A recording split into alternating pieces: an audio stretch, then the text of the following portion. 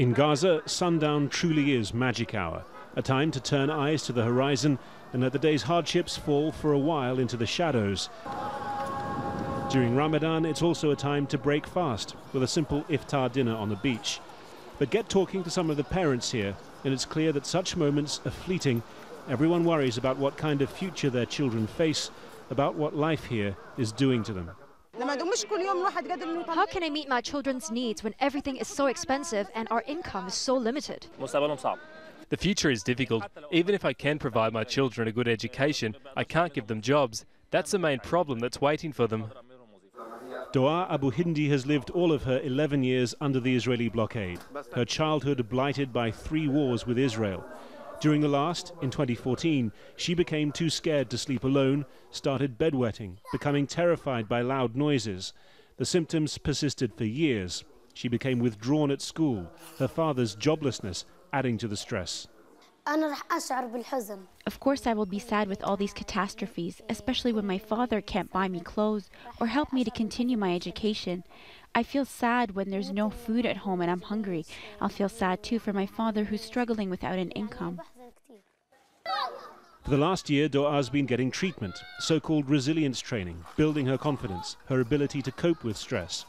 New research by the charity Save the Children suggests such help is needed by hundreds of thousands more children in Gaza. Save the Children interviewed 150 children for their research, 95% of whom reported at least one of 4 key symptoms: hyperactivity, depression, aggression, or a wish to be alone. Experts tell us that anxiety is the overarching problem, prompted by conflict, the poor economy, and the continuing deterioration of life in Gaza.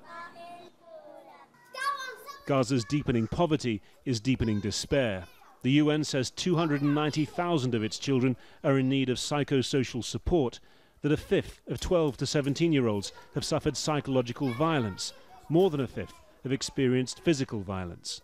When the responsible of the family, who is the father, is unemployed and cannot provide the minimum need, as I said, to the family, of course it will be projected on the children.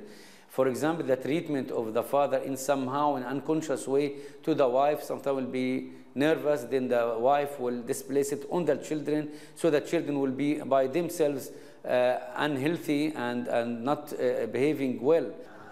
He says some of his young patients still suffering post-traumatic stress from the last war have been taking part in the recent protests at the border. For some, he says, it can exacerbate their symptoms. For others, it brings a rare opportunity for self-expression. Such is the torment for so many in Gaza that among tear gas, snipers' bullets and death, children can find moments of solace. Harry Fawcett, Al Jazeera, Gaza.